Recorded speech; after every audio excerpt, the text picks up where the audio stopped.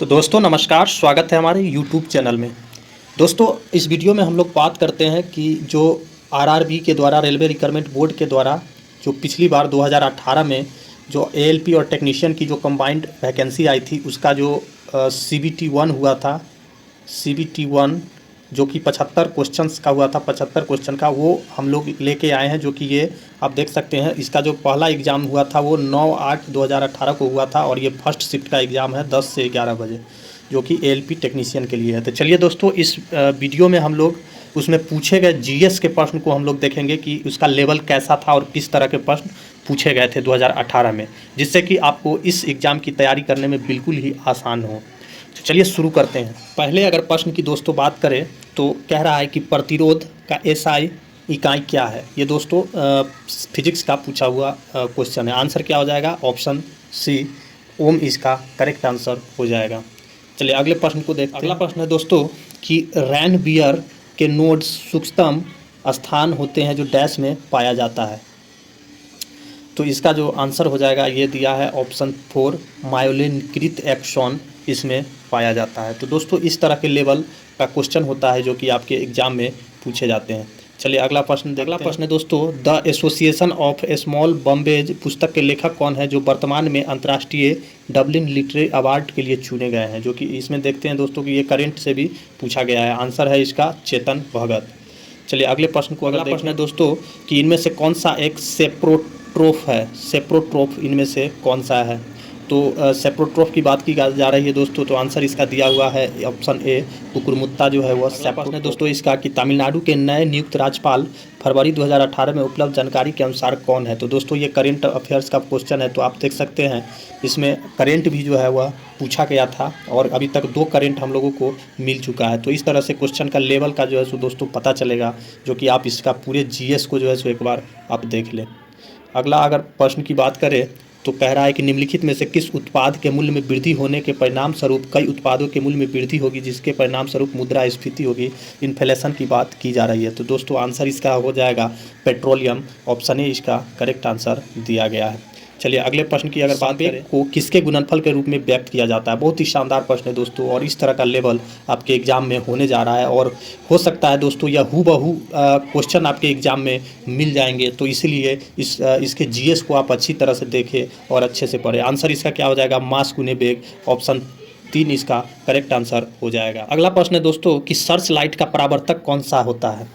The reflector of search light. तो search light का दोस्तों जो परावर्तक होता है वह होता है अवतल दर्पण। आंसर दिया है ऑप्शन बी इसका करेक्ट आंसर दिया है। प्रश्न भी दोस्तों लगभग ये करेंट अफेयर का ही प्रश्न है कि 2018 में उपलब्ध जानकारी के अनुसार इलाहाबाद बैंक के एमडी और सीईओ कौन है।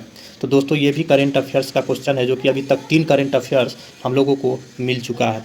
चलिए अगले प्रश्न को देखते हैं कि अगला प्रश्न क्या पूछा गया। अगला प्रश्न है दोस्तों कि अलैंगिक प्रजनन लैंगिक प्रजनन से भिन्न है। अलैंगिक प्रजनन में डैश होता है। तो दोस्तों अलैंगिक प्रजनन जो होता है वो आंसर दिया है कि नए जीव माता पिता के समान होते हैं। ये इसका करेक्ट आंसर दिया गया है। नेक्स्ट प्रश्न है दोस्तों कि एक परमाणु में न्यूट्रॉन की संख्या किसके बराबर होती है। बहुत ही शानदार प्रश्न है दोस्तों और ये बराबर जो है सो पूछने वाले प्रश्न हैं। तो ऐसे प्रश्न आपके एग्जाम में दोबारा पूछे जा सकते हैं, इसीलिए इसको आपको अच्छे से करने की ज़रूरत है। आंसर इसका दिया है द्रव्यमान संख्या माइनस परमाणुओं की संख्या। ऑप्शन सी इसका करेक्ट आंसर हो जाएगा। प्रश्न भी दोस्तों करेंट अफेयर्स का ये कि 2018 में उपलब्ध जानकारी के अनुसार प्रधानमंत्री के आर्थिक सलाहकार परिषद PMEC के अध्यक्ष कौन है। तो आप दोस्तों क्वेश्चन का डेप्थ देख सकते हैं कि कितना डेप्थ में क्वेश्चन पूछा गया है और ये भी करेंट अफेयर्स का ही क्वेश्चन है, जो कि अभी तक 4 करेंट अफेयर्स हम लोग देख चुके हैं।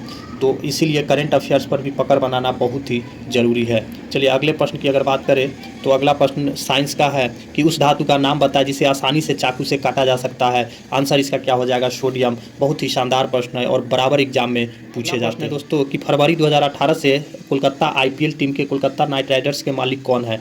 तो दोस्तों ये भी करेंट अफेयर्स का ही क्वेश्चन है, जो अभी तक 5 करेंट अफेयर्स हम लोग को मिल चुका है। तो ये बहुत ही इंपॉर्टेंट चीज़ होने जा रहा है। प्रश्न है दोस्तों कि निम्नलिखित में से किस अभिक्रिया द्वारा उच्च प्रतिक्रिया वाली धातु का निष्कासन होता है। तो ये दोस्तों केमिस्ट्री का प्रश्न दिया गया है। आंसर इसका क्या हो जाएगा? इलेक्ट्रोलाइसिस। ये आपको ध्यान में रखना है। चलिए बात करें अगले प्रश्न की। में सबसे उपयुक्त विकल्प भरे, यानी वे पौधे जिन पौधे के विभिन्न भाग उपस्थित नहीं होते हैं डैश समूह से संबंधित होते हैं, यानी जिनके विभिन्न भाग उपस्थित नहीं होते हैं वो दोस्तों थैलोफाइटा से संबंधित होते हैं। ऑप्शन 3 इसका करेक्ट आंसर हो जाएगा। दोस्तों यह फिजिक्स से रिलेटेड है कि जब एक परिपथ में कई प्रतिरोध श्रृंखला में जुड़े हुए होते हैं तो करंट का मान क्या होता है, तो आंसर इसका हो जाएगा दोस्तों करंट का मान एक ही रहता है। ये आपको ध्यान में रखना है। का प्रश्न है कि NH4 का होल टू SO4 के एक अणु में कितने परमाणु होते हैं, तो दोस्तों इसके एक अणु में आंसर इसका क्या हो जाएगा 15 परमाणु होते हैं। ऑप्शन ए इसका करेक्ट आंसर हो जाएगा। आवर्त सारणी में तत्वों के गुणों को डैश उनके आवधिक स्वभाव माना जाता है, तो तत्वों के गुणों के उनके परमाणु द्रव्यमान के आवधिक स्वभाव में माना जाता है। ऑप्शन ए इसका करेक्ट आंसर हो जाएगा। दोस्तों कि किस संवैधानिक कानून माध्यम से भारत और पाकिस्तान दो स्वतंत्र राष्ट्रों में विभाजित किए गए थे, तो आंसर इसका क्या हो जाएगा दोस्तों भारतीय स्वतंत्रता अधिनियम 1947, जो कि यह पॉलिटी का प्रश्न है। और जीएस से दोस्तों ध्यान रखना है, जीएस से अभी तक मात्र एक प्रश्न पॉलिटी से देखने को मिला है, और इससे पहले जो भी प्रश्न मिले हैं वह सारे के सारे या तो करेंट अफेयर्स थे या नहीं तो साइंस का क्वेश्चन था। ये भी आपको ध्यान में रखते चलना है कि किस तरह के प्रश्न पूछे गए थे। चलिए बात करें अगले प्रश्न। ये भी दोस्तों साइंस का प्रश्न है कि निम्नलिखित में से कौन सा अम्ल चींटियों में उपस्थित होता है, तो आंसर इसका क्या हो जाएगा फॉर्मिक अम्ल, जो चींटियों में उपस्थित। अगला है कि चिंतावन उपन्यास हाफ ऑफ व्हाट आई से के लेखक कौन है, आंसर इसका दोस्तों है अनिल मेनन। ऑप्शन बी इसका करेक्ट आंसर दिया गया है। ये भी फिजिक्स से लिया गया है कि नकारात्मक त्वरण निम्न में से किसके दिशा में विपरीत होता है, तो दोस्तों यह वेग के दिशा में विपरीत होता है। ऑप्शन 3 इसका करेक्ट आंसर हो जाएगा। दोस्तों कि पीर पंजाल रेलवे सुरंग डैश में स्थित है, तो पीर पंजाल दोस्तों जम्मू कश्मीर में स्थित है। ये आपको ध्यान में रखना है। कह रहा है दोस्तों ये भी दोस्तों केमिस्ट्री का प्रश्न है कि पानी को ब्लीचिंग पाउडर में मिलाने पर कौन सी गैस निकलती है, तो दोस्तों क्लोरीन गैस निकलती है। ऑप्शन 4 इसका करेक्ट आंसर हो जाएगा। अगला प्रश्न भी दोस्तों करेंट अफेयर से है कि भारतीय ओलंपिक संघ के वर्तमान यानी फरवरी 2018 के अध्यक्ष कौन थे, तो दोस्तों ये भी करेंट अफेयर्स का प्रश्न है। ऑप्शन 3 इसका आंसर दिया गया है। तो अभी तक दोस्तों 6 करेंट अफेयर्स हम लोगों को देखने को मिला है। तो इस तरह से दोस्तों जो CBT 1 आपका 75 प्रश्नों का होने जा रहा है CBT 1। इसमें दोस्तों जो आप क्वेश्चन बैंक जो आप देखें 2018 के फर्स्ट शिफ्ट का, उसमें ज़्यादा से ज़्यादा प्रश्न साइंस से लिया गया है। साइंस से अगर GS खंड की बात करें दोस्तों तो GS में सबसे ज़्यादा प्रश्न साइंस का लिया गया है, जबकि उसके बाद अगर बात करें तो करेंट अफेयर से भी 5 से 6 प्रश्न लिया गया है, जो कि बहुत ही आसान करेंट अफेयर्स है जो कि। और साथ ही साथ अगर GS की बात करें